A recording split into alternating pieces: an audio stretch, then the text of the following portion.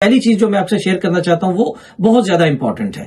یہ سامنے آپ دیکھ سکتے ہیں، یہ اسکرین شاٹ ہے، خبر ہے. آصف علی زرداری صاحب فرما رہے ہیں کہ الیکشن تب ہوں گے جب میں کرواؤں گا. جی ہاں جی، الیکشن تب ہوں گے جب میں کرواؤں گا. میں اور آپ بچپن سے، اپنے لڑک پن سے، جوانی سے یہ قصے سن رہے ہیں. بڑے بڑے جمہوریت پسند جو ہے دانشور، صحافی، سیاستدان آپ کو قصے سناتے ہیں کہ جی فلانا جو ڈکٹیٹر تھا نا، فلانا جو فوجی آمر تھا، وہ یہ کہتا تھا کہ میں آئین کو اس چیز کی نوک پہ رکھتا ہوں، میں جب مرضی چاہوں میں آئین کو اٹھا کے ردی کی ٹوکری میں پھینک دوں. آئین کی اتنی حیثیت ہے. ہم نے وہ کبھی سنا نہیں اس ڈکٹیٹر کو وہ کہتے ہوئے، ہم نے کبھی اس کا کوئی ایسا انٹرویو نہیں سنا، ہم نے کبھی بالمشافہ نہ اس سے کبھی ملاقات کی کہ اس نے ہمیں بتایا ہو. وہ چیزیں تو ہم نے نہیں دیکھی، لیکن قصے سنے تھے. لیکن عملی طور پہ آئین کے ساتھ جو یہ کر رہا ہے وہ اس وقت ہمیں نظر آ رہا ہے. وہ کون کر رہا ہے؟ وہ یہ حکومت کر رہی ہے. وہ یہ آصف علی زرداری صاحب کا یہ جو بیان ہے، یہ اس چیز کی عکاسی ہے کہ یہ آئین اور قانون کو کیا حیثیت دیتے ہیں.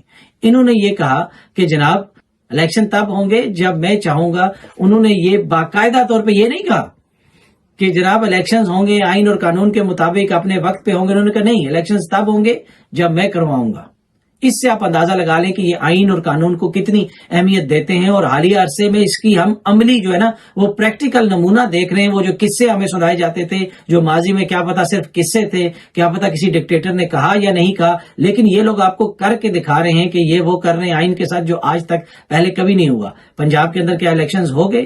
کیا خیبر پختونخوا کے اندر الیکشنز ہو گئے؟ نہیں ہوئے. آئین تو واضح تھا کہ الیکشنز ہونے، نہیں ہوئے، کچھ بھی نہیں ہوا. اور اسی طرح آصف علی زرداری صاحب بھی کہہ رہے ہیں کہ الیکشنز تب ہوں گے جب میں کرواؤں گا. اچھا، اس کے ساتھ ساتھ انہوں نے کچھ اور باتیں بھی کی.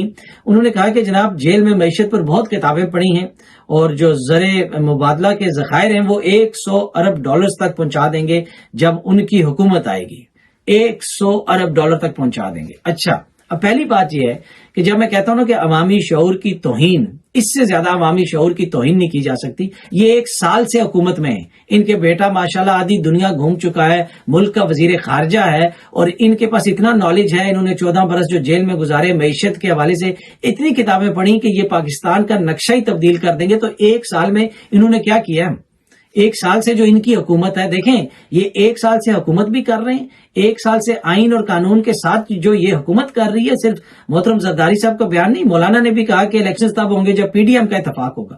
بھائی یہ کون سے آئین اور قانون میں لکھا ہوا ہے کہ زرداری صاحب کے کہنے پہ الیکشنز کی تاریخ ہوگی یا پی ڈی ایم کے اتفاق کرنے کے اوپر ملک کے اندر الیکشن ہوگا اور اس کے علاوہ الیکشن نہیں ہو سکتا؟ اس سے آپ اندازہ لگا لیں کہ اس وقت ہمارے ساتھ کیا ہو رہا ہے. دوسری بات وہی جس طرح میں عرض کر رہا تھا کہ 1 سال سے تو آپ کی حکومت ہے. معیشت میں آپ نے کیا بہتری آپ لے کے آئیں؟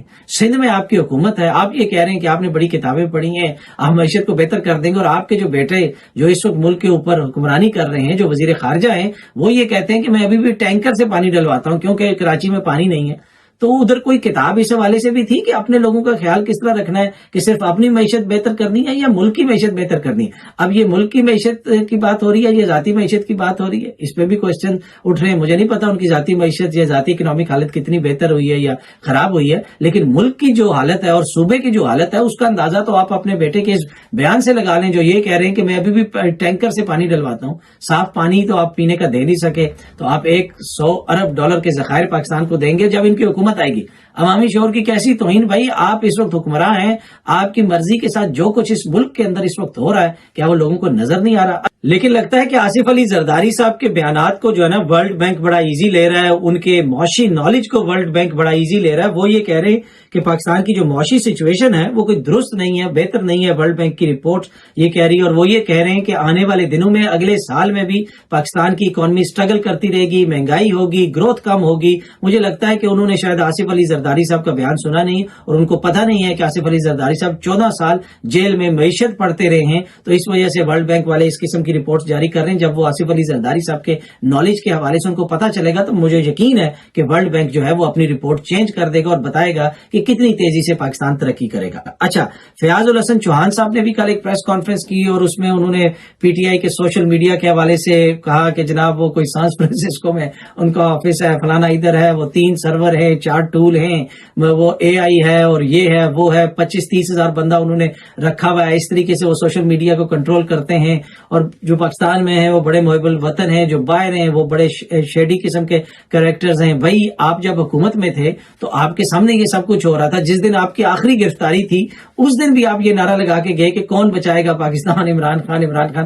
اور اب اچانک ایسا کیا ہو گیا؟ دیکھیں کچھ لوگوں نے تو بڑا گریسفلی ایگزٹ کیا ہے، لیکن فیاض اسد چوہان صاحب جب سے وہ آئے ہیں وہ جماعت پہ الزامات لگا رہے ہیں، عمران خان پہ الزامات لگا رہے ہیں، اور اب ان کی سوشل میڈیا ٹیم کے اوپر الزامات لگا رہے ہیں. اگر یہ ان الزامات میں وزن ہے تو یہ الزامات آپ کو پہلے بھی لگا دینے چاہیے تھے. باقی اس میں انہوں نے کہا کہ وہ سافٹ ویئر انجینئر بھی ہیں، اور ری ٹویٹس کس طرح ہوتی ہیں، اور وہ سرور جو ہے وہ کیا کرتا ہے، اور الگوریتھم کیا کرتا ہے.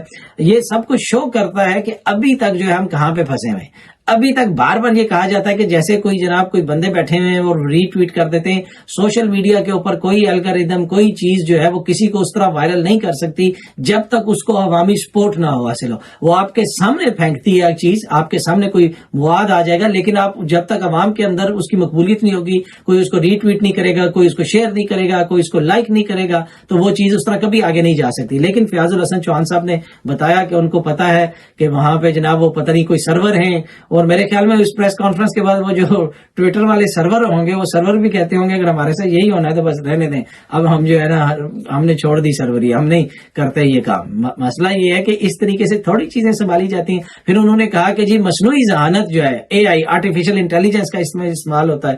آرٹیفیشل انٹیلیجنس کا بے شک مغرب بے شک اس کا جتنا مرضی کریڈٹ لیتا رہے کہ مصنوعی ذہانت جو ہے ہم نے ایجاد کی، ہو سکتا ہے مصنوعی ذہانت انہوں نے ایجاد کی ہو، لیکن اصلی بے شرمی اور اصلی جو ہے وہ مطلب اب میں اس کو کیا کہوں، وہ اس کا کریڈٹ ہم سے کوئی نہیں لے سکتا. وہ جو ہے نا وہ اس کا جو ایک طرح سے پیٹنٹ ہم لوگوں نے لیا ہوا ہے، اور وہ میں بے شرمی کا لفظ یوز نہیں کرتا اس لیے کہ مناسب نہیں ہے، تو ہم اس کی جگہ اکثر کانفیڈنس کا لفظ یوز کرتے ہیں کہ جو اصلی کانفیڈنس ہے نا وہ ایجاد پاکستان کے اندر ہی ہوا ہے. پر اینی وے انہوں نے یہ ساری تفصیلات بتائی ہیں اور کس طریقے سے جناب یہ سوشل میڈیا کو کنٹرول کیا جاتا ہے اور کیا سچویشن ہوتی ہے، وہ پھر اس کا اندازہ آپ لگا سکتے ہیں کہ اب جو ہے یہ جو سوشل میڈیا کے اوپر آپ کو عمران خان کی سپورٹ نظر آتی ہے اس کے اصل جو اس کی تہ تک پہنچ گئے ہیں ایف بی آئی اور جو دیگر ادارے ہیں جو ڈیجیٹل کرائمز اور اس قسم کے اندر جن کی اسپیشل یونٹس ہیں.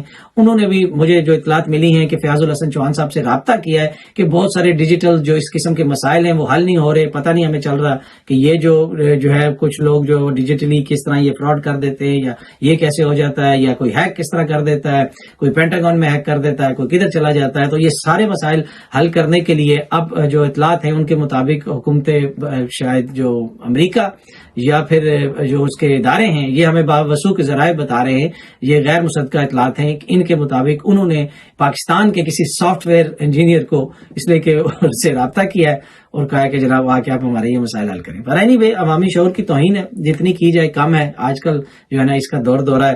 اور آخر میں جناب ایک اور چیز جو میں آپ سے شیئر کرنا چاہتا ہوں، امریکہ نے یہ بیان دیا ہے کہ پاکستان کے اندر دوہری شہریت رکھنے والے جو امریکی شہریوں کو گرفتار کیا گیا ہے اس حوالے سے ہم حکومت پاکستان کے ساتھ رابطے میں ہیں، تشویش بھی ہے، اور اس میں خدیجہ شاہ صاحبہ کا ذکر بھی ہے، وہ بھی دوہری شہریت کے حامل ہیں. کچھ اور لوگ بھی ہیں، ایک امریکی خاتون ڈاکٹر جو ریٹائرڈ ڈاکٹر ہیں غالباً، وہ بھی پاکستان کے اندر جو 9 مئی کو احتجاج وغیرہ ہوا تھا اس کے بعد ان کو بھی گرفتار کیا گیا. تو اس وجہ سے اب امریکی حکومت بھی اس سلسلے کو دیکھ رہی ہے، اس معاملے کو دیکھ رہی ہے، اور یہ جو معاملہ ہے جو پاکستان کے اندر گرفتاریوں کا اور پاکستان کے اندر چھاپوں کا، یہ ویسے ہی عالمی سطح کے اوپر اس کے اوپر بڑی تشویش کا اظہار کیا جا رہا ہے.